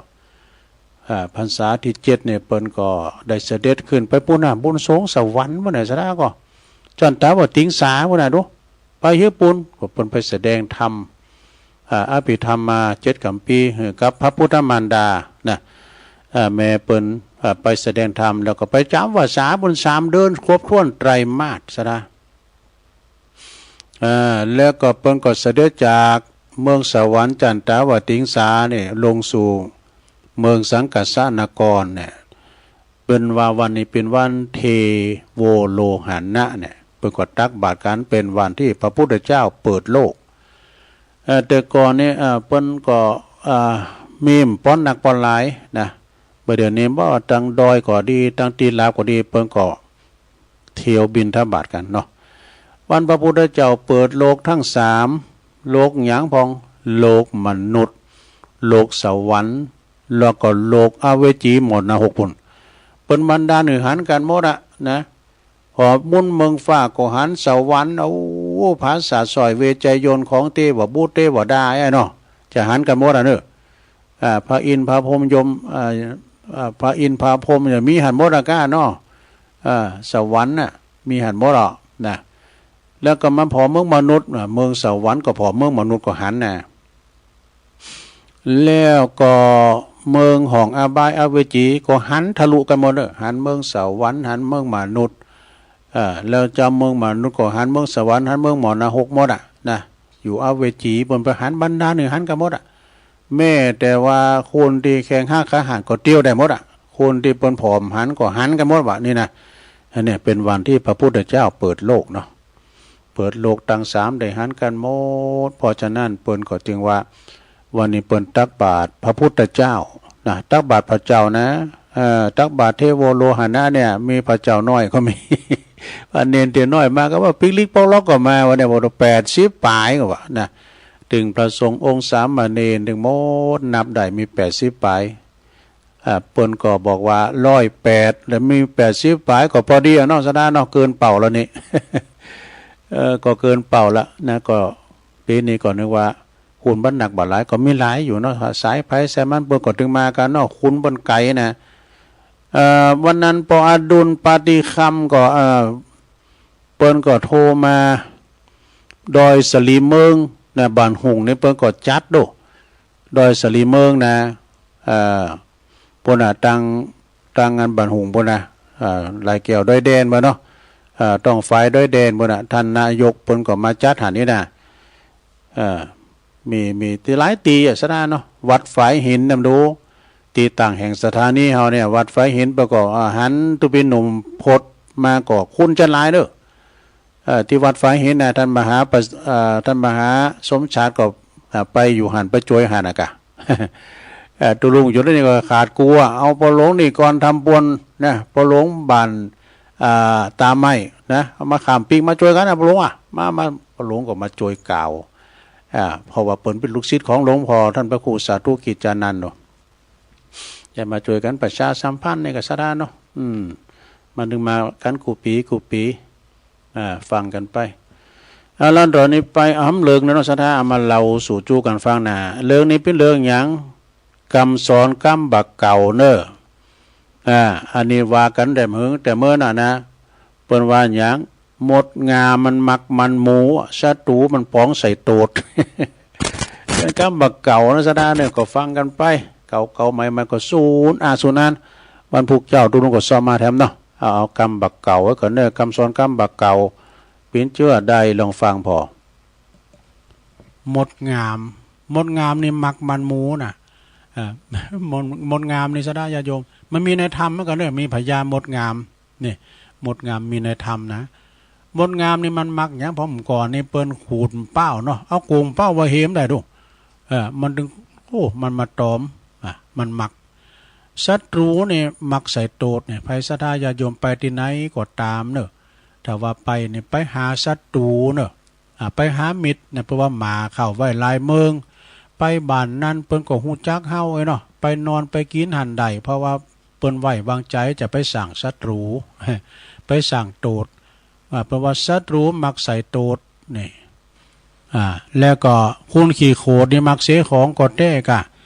คุณโคดคุณเกตมานะมันหยังกันปะลือปือปลาในน้ำตุ่นก็คอหักบุเนาะ มันจะเอาตุบเอาขวางเนาะเป็นว่าคนขี่โคดโทสักขินะคือไฟดอกไฟเผาผลาญจิตใจเฮาคนขี่โคดนี่จะแก่เว้ยนะคุณจ้องหองมักบ่มีปืนนี่คุณนี่มันอู่ดอนนะเนาะจ้องหองเนี่ยแปลว่าทะนงตัวก็มักบ่มีปืนป่องมีปืนฟุ้งยิงทะนงในตัวเองนะเพราะว่าอยู่บ้านใดก็เอาไฟบ้านนั้นตกหมูแห้งก็เป็นแห้ง เนาะคุณบ่เนี่ยแปลว่าคุณทำพิษมีความพิษมักหน้าโศกหน้าเศร้า คุณขี่เหล้ามักจีนปลาอาหารนี่แต่กันเนาะ ขาแม่น้ำลายหน่อยดูใส่ขาแม่น้ำลายหน่อยด้วยนะคุณขี่เหล้านี่มันมักจีนมักปลาอาหารคุณแม่มานี่มักสุ่มจังมักสุ่มก็แต่กระถูกประมาณเนาะคุณขี่จี้ขี่จุ่มนะคุณขี่จี้ขี่คุณขี่จี้ขี่จุ่มนี่ก็เป็นว่าบ่มีบริวารเปิ่นป่องคุณขี่จี้คุณขี่จี้บ่มีบริวารเปิ่นป่องเด้อศรัทธาเนาะกินทั้งเปิ่นไหวหางโตนี่นะอันนั้นเขาไข่ตัวละนะแล้วก็คุณมักนุงมักหย่องนี่บ่มีเงินก็มันมีตะฮือก็เอาไปซื้อแฟชั่นมันหมดนะ อันนี้ก็จบไปซะได้เอานี่มาวาดำกำเนี่ยเกินนิทานนิทานนี่ว่าก็ว่ากำใจกัน เมื่อแต่ว่านี่ว่าก่อนต้องว่าดำกำเหรอนะเตยแม่มได้ยินกะ นิทานการฟังเทศน์ฟังธรรมเนอะศรัทธาเมื่อวานนี่ว่าแล้วว่ามันได้ว่าแล้ววันก่อนนั้นว่าละกำนะเอาวามกำเหรอเพิ่มเติมปัญญานะลงเนาะเลิงแม่ยิงนี่เปิ้นไปลูกอ่อนไปฟังเทศน์ฟังธรรมเทศนาติวัติวานะเอกาอิทธิยังมีแม่ยิงลูกอ่อนคู่หนึ่งเนอะแม่ลูกน้อยเพราะว่าแม่ลูกน้อยมีใจใส่ศรัทธานะเริ่มใส่ศรัทธาที่มักจะได้ไปฟังพระธรรมเทศนาของพระพุทธเจ้านะหูข่าวว่าพระพุทธเจ้าเพื่อเสด็จมาเพื่อจะมาแสดงธรรมนางนี่ก็ใครไปฟังธรรมพระพุทธเจ้าแต่ใจฮือก็เลยบอกขอสามีกาเนาะสวยวันนี้ค่ะคืนบึดนี่ค่ะจะไปฟังเทศน์ฟังธรรมเด้อสู้อนุญาตนะพวกฝ่ายสามีกานี่ก็อนุญาตเด้ออนุญาตเหือนฝ่ายภริยาไปฟังเทศน์ฟังธรรมแม่ยิงคนนั้นก็ปาลูกอ่อนบ่ได้ว่าลูกน้อยห้อยข้างไปโดยฟังเทศน์ฟังธรรมไปฟังพระสัทธรรมเทศนา ไปนั่งฟังอยู่ที่ สุดท้ายแห่งบริษัทนะคือหมายความเป็นนางใต้เปิ้นหมดหมู่ตั้งปอขาวแม่ขาวเปิ้นก่อนนางตั้งหน้าพุ่นนางหิมพระพุทธเจ้าพุ่นแต่นางก่อนนางห่างไกลมาหน่อยนึงเพราะว่าไปฟังทางใต้ก่อนนี้เปิ้นดำมีเครื่องเสียงเนาะพระพุทธเจ้าแค่ว่ากระซิบนี่เนี่ยไปหลายโยชน์นะพระพุทธเจ้าก็ตัดเตศนาธรรมไปหญิงนั้นก็วางลูกน้อยห้อยข้างวางลูกไว้ที่หิมนะพอดีวางลูกไว้ที่หิมหันแล้วก็ฟังเตศฟังธรรมไปพร้อมกับว่าลูกน้อยของเปิ้นรับไปว่ะฟังธรรมไปรับไปแต่ลูกละอ่อนนี่โหเลิงหญิงคุณน่ะก็ตั้งใจฟังพระธรรมเทศนาไป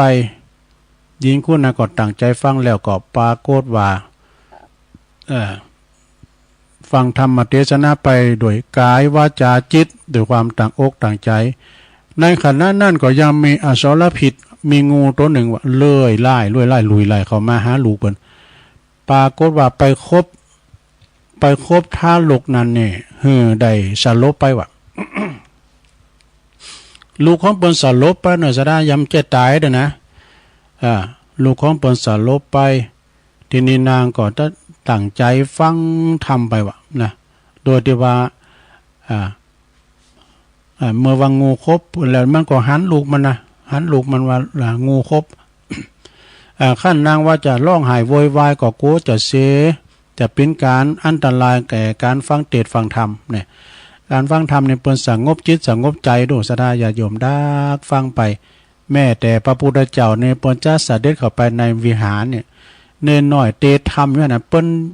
ยืนนะทรงพระจุกทรงพระยืนกันเนาะ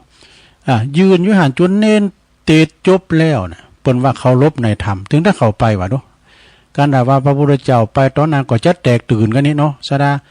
จังมีโดสำเดินนะเปิ้นกำลังเทศน้ำเทศธรรมทำพิธีก็ไอ้น่ะพระเทศลาผู้ใหญ่เดินตามมาถึงน่ะตื่นก็นี่บทโทกูลีกูจอเนี่ยเอาใจจดจ่อไปดังไปไหวไปสามมหาเทระเนี่ยองค์เทศปรากฏเทศไปเนาะจังหันไล่ๆน่ะเมื่อนางฟังพระธรรมเทศนานะโดยเคารพพระองค์ก็ทรงตรัสเทศนาจบไว้แล้วนะกายของท่านหลกนั่นก็ปรากฏว่าแข็งทื่อโดยปิดงูแข็งทื่อโดยปิดงูนะมารดาก็เล็งดูแล้วก็เล็งดูจึงยกลูกขึ้นมาวางไว้บนตักนะยกลูกมาไว้บนตักแล้วตั้งอธิษฐานจิตอธิษฐานใจโดยการว่าโดยความที่ว่าการฟังเทศน์ฟังธรรมโดยเคารพของนางในครั้งนี้นะขอจุงปิดงูเนี่ยจงคดค่ายอันตรธานหายไปจิมเตอะเนาะนางอธิษฐานมารดาได้ตั้งอธิษฐานแล้วก็เอามือลู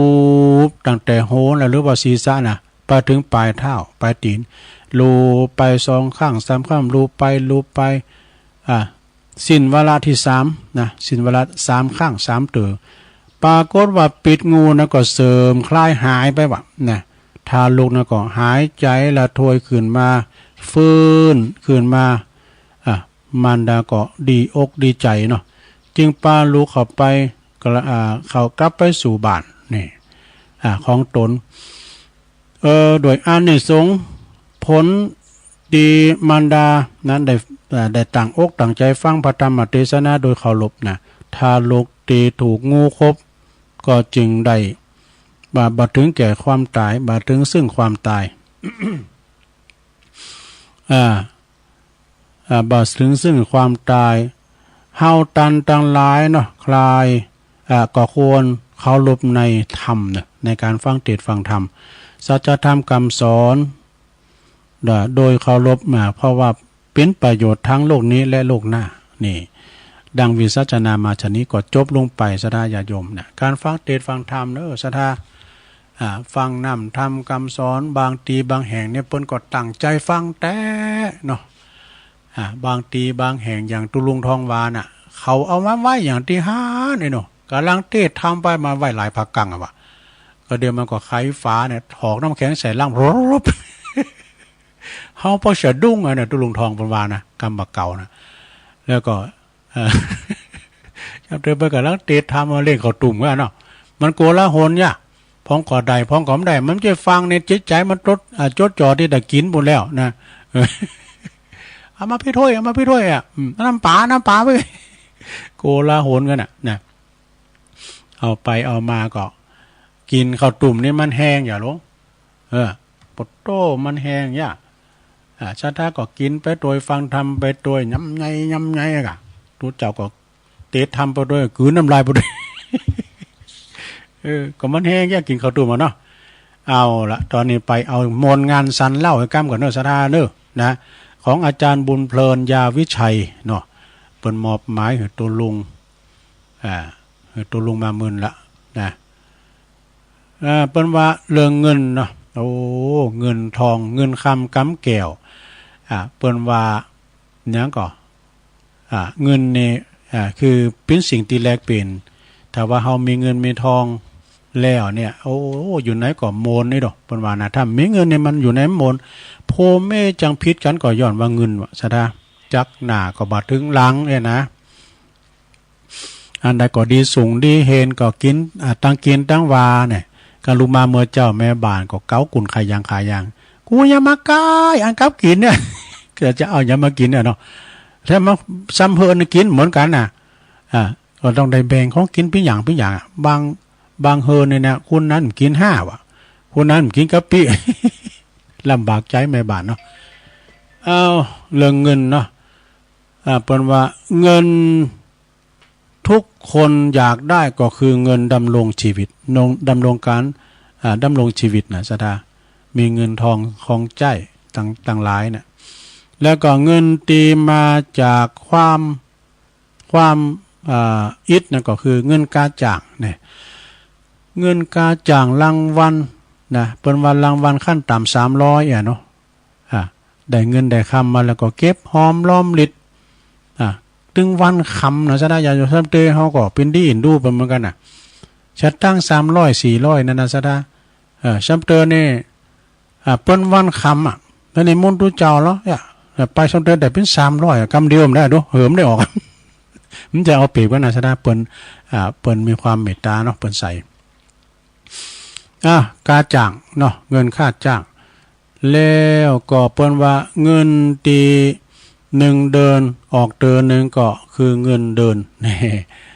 ทำเดือนก็สิ้นเดือนบนสิ้นใจเหมือนกันเนาะเงินตีเจ้าหนี้คอยเตือนก็คือเงินกู้นี่เงินกู้เงินตีหายไปไหนบ่ฮู้ก็คือเงินใจโอยนะไปใจโอยเนอะกินง่ายใจโอยเดินเงินคำหาเข็มเนอะสถานเนอะต้องอดออมหรือมีมัธยัติเป็นว่าสิ่งที่ได้จ่ายก็ที่บัดนี้จ่ายก็มันต้องจ่าย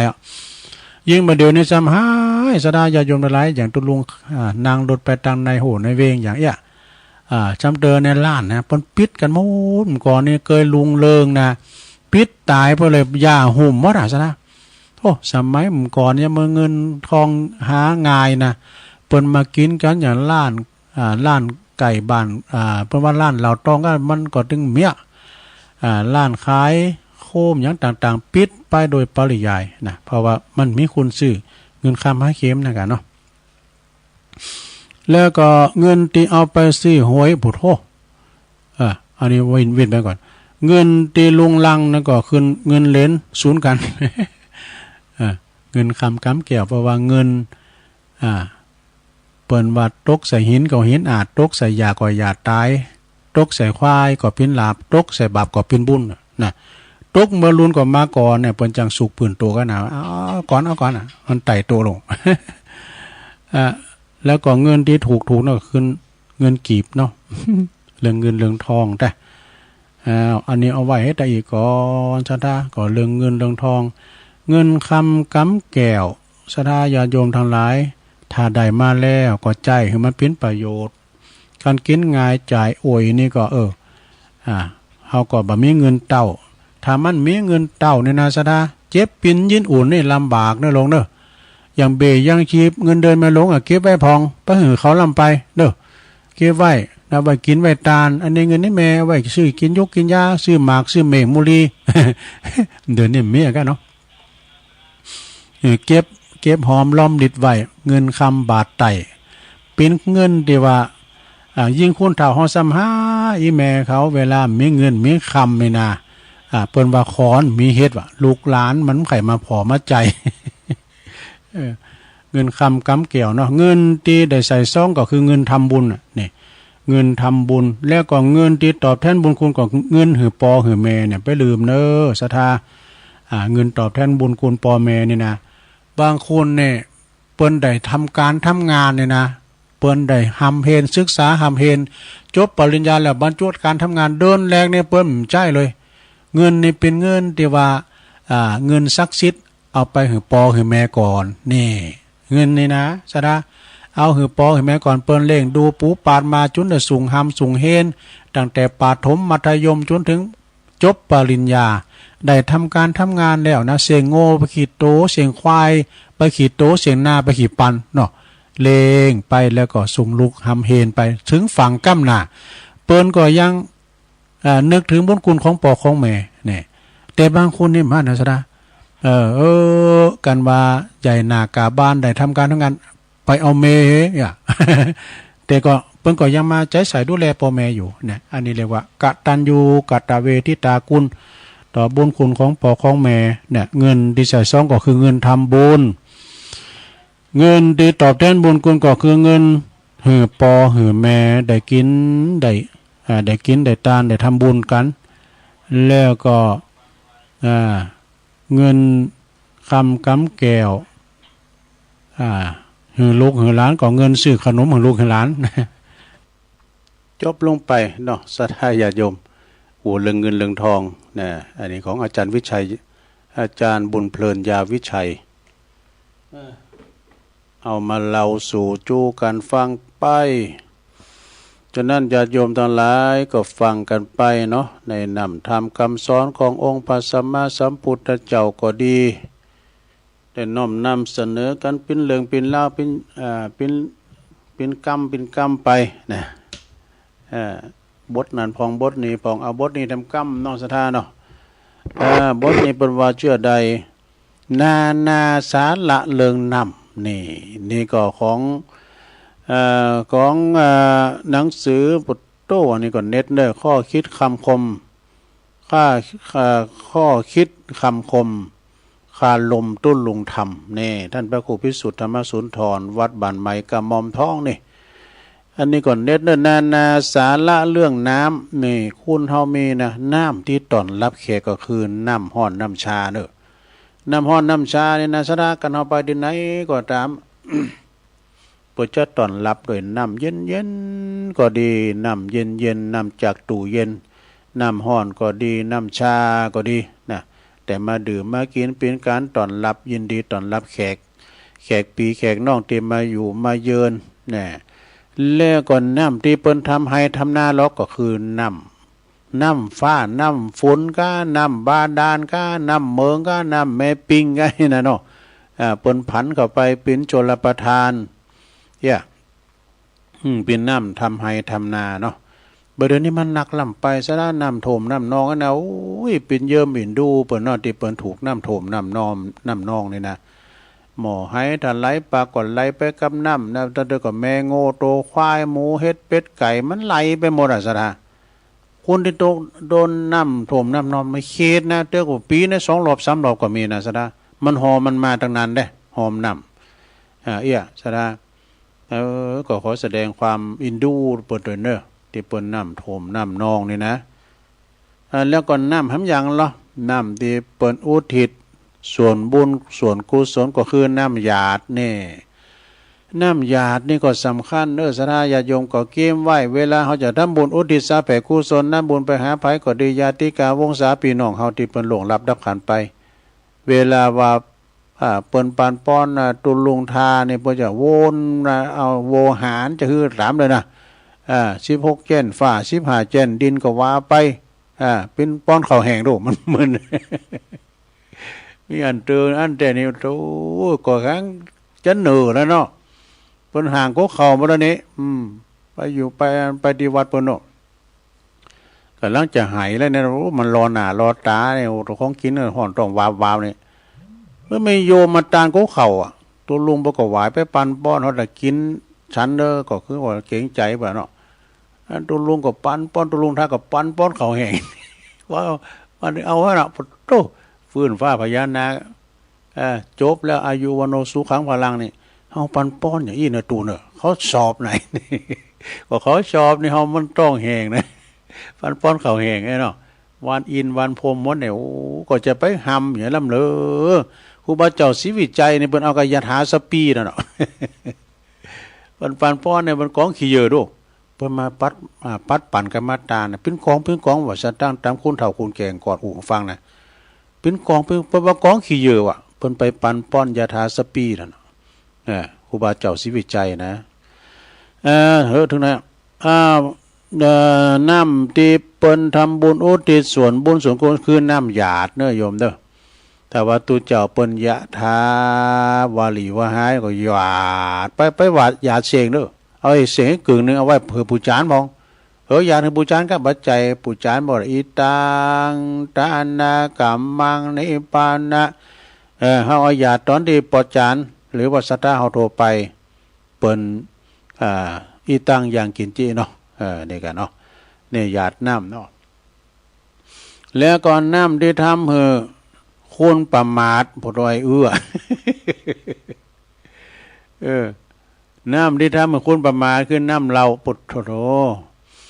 อันนี้ให้ก็ได้มันดีก็ได้มันได้น้ำมันนี่นะโธ่กินเอามองพอให้พอดีคุณที่เปิ้นกินเหล่านี่ตาดีน่ะ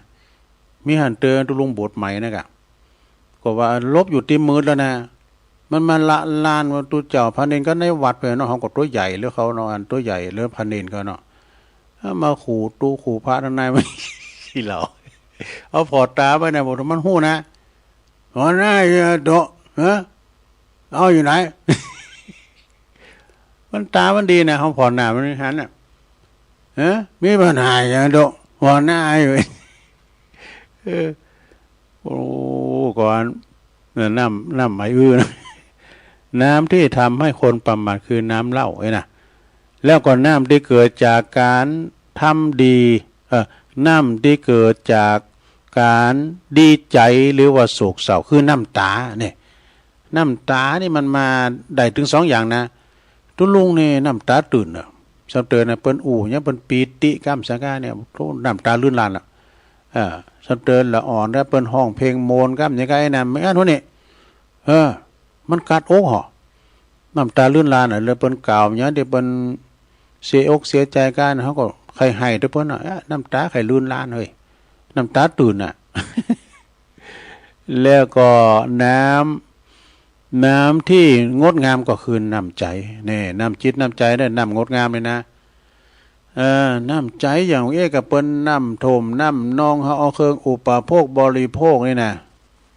เอาไปคือเปิ้นน้ำถมน้ำนองไฟใหม่ก้าเนี่ยคุณค่าของพระสงฆ์ไปในอย่างอาจารย์พระครูกัลยาณปราโมทย์ปรอนั้นประทับใจได้เนี่ยหน่วยงานแรกที่จะเข้าสู่ถึงงานนี่พวกหน่วยงานตัวเจ้าเนี่ยนะเปิ้นรวบรวมกันด้วยกันไฟใหม่ก้าไฟใหม่หอมใหม่เฮินจะได้นะ หน่วยจู่โจมหน่วยแรกนี่ก็คือคณะพระสงฆ์เจ้าเนี่ยเปิ้นจะมาเป็นตำบลเปิ้นเอาอันนั้นมาเฮือโอ้ป่าห่มโคใบก้าข้าวสารอาหารแห้งเอามากองโกะกองโกดเนอะที่เปิ้นประสบภัยไฟใหม่ก้าอาคีภัยนี่นะส่วนราชการก็มาเหมือนกันแต่มันต้องทำเริงโทษขอไม่หลายอย่างนะประกอบจอยน้ำใจเนอะศรัทธาเนอะจำเตือนน้ำใจบางงามเนี่ยน้ำใจคิดอย่างน้ำห้านะบ่เฮ้ยน้ำห้าโอ้ห้าล้ำกว่าล้ำตัวเนาะน้ำพริกตาแดงใส่หน้าห้าหอมไม่น่ะมันล้ำดิเนี่ยแล้วก็น้ำตีคุณหลงไหลก็คือน้ำคำเนี่ย น้ำคำก็คือน้ำคำอุจามนจ้าวานนี่กันเนาะปิยวาจาธรรมมาขอคิดก็สดาครูบาอาจารย์น้ำคำแล้วก็น้ำตีอยู่น้ำตีคุณโขกคุณต่ำก็คือน้ำพริกน้ำพริกเนอะ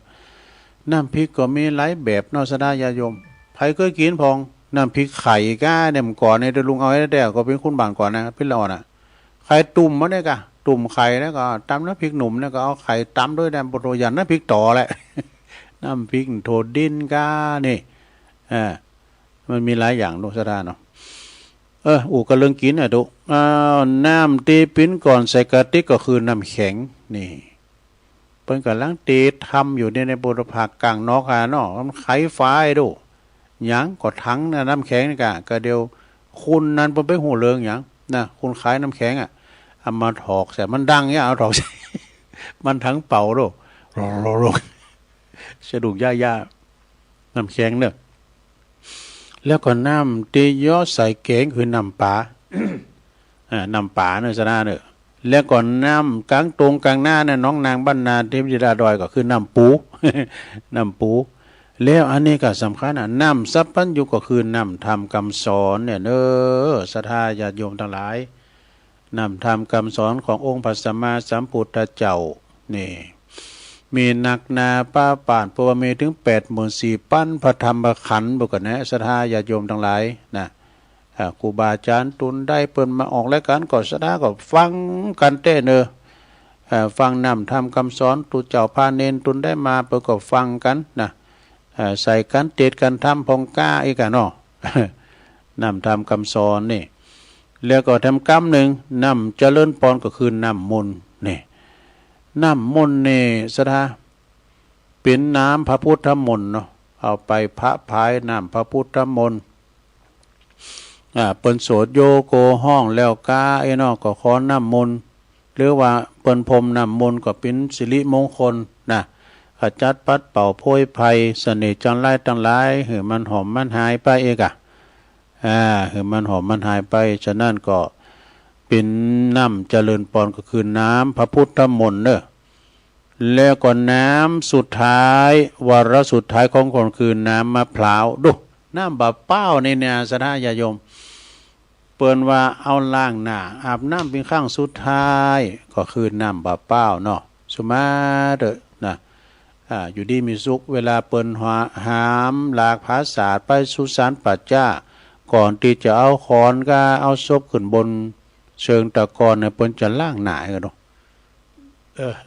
เอาน้ำเนี่ยกะน้ำบะเป้าเนี่ยกะ เอามาล้างเป็นข้างสุดท้ายนะเอามาล้างเป็นข้างสุดท้ายแต่ก่อนตุลุงเนี่ยขี้โกผีจะเป็นคุณบาทนะเปิ้นบอกให้ฟังเนาะคุณเฒ่าเปิ้นบอกว่าการไผโกผีนะคือเอาเป้าที่เปิ้นโบะแล้วเอาอาบหน้าศพนั่นน่ะอันน่ะเอาหน่วยมานะเอามากินแต่มาดื่มโกผีว่ะตุลุงก็มีแต่กะตุลุงก็ไปก็ล้มแหลมมาเปิ้นโบะเลยเนาะเปิ้นขวะแล้วก็เอาหน้าฮดหน้าสมานะฮดหน้าศพตุลุงก็ล้มแหลมไปเอามาก็มากินกะนะใหม่ๆก็สิโกอยู่เดี๋ยวเขาผีโกตุลุง มันยื้อโกตุลุง ก็มันบางงามหน่อย ก่อนนี้โกผีเดี๋ยวนี้ผีโกตุลุง ก็แต่พองเรียนพองวัตถิสาเนี่ยลงได้เอาแล้วบอสดาญาโยมเนาะบริหารเวลามาได้เตนเพิ่นนี่ วันพุกตุลุงก็มาแถมจะได้ก็ขออนุโมทนาเนาะในวันนี้ก็มากินมัตตานกันวันออกพรรษาวันนี้ก็จะมีกิจกรรมสังฆกรรมทั้งกันที่วัดพระธาตุดอยหน่อยนี่ก็จะได้สุมากาลวะหลวงปอกะนะแต่ก่อนนี่เขาก็จะลุ่งไปสุมาเก้าสลีกาเนี่ยเพิ่นจะมีมรดกเป็นวัฒนธรรมประเพณีอันดีงามอาจจะได้สุมาพระมหาเถระเพิ่นว่าขอตุลุงอย่าลืมแล้วก็เทเลปมาเทนะ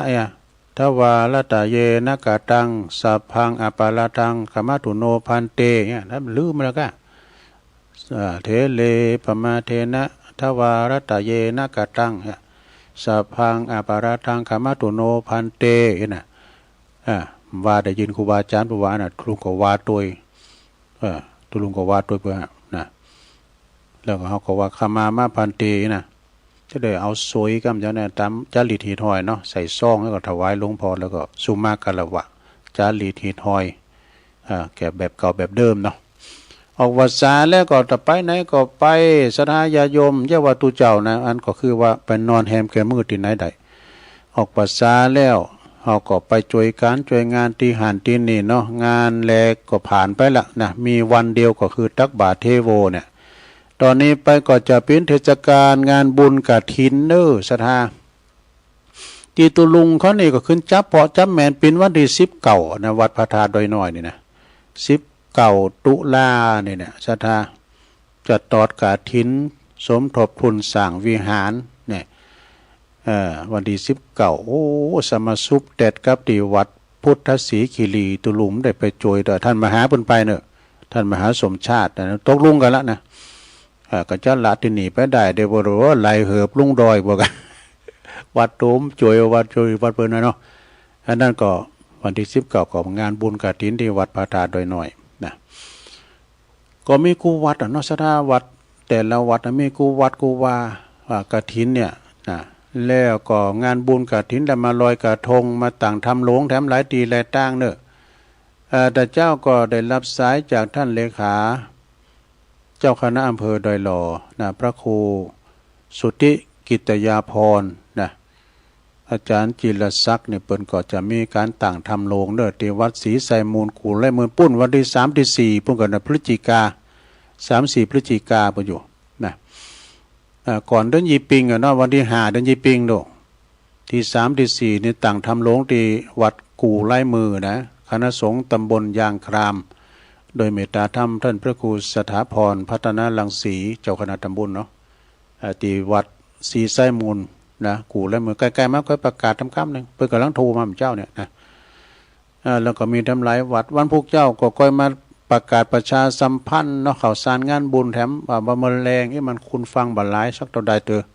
วันพุกเจ้าก็ค่อยมาประกันวันพุกเนี่ยพัดศุกร์เสาร์เนาะเอาละบ่สถาตุลุงบริหารเวลามาก็สมควรแก่กาลเลยเวลาเนาะได้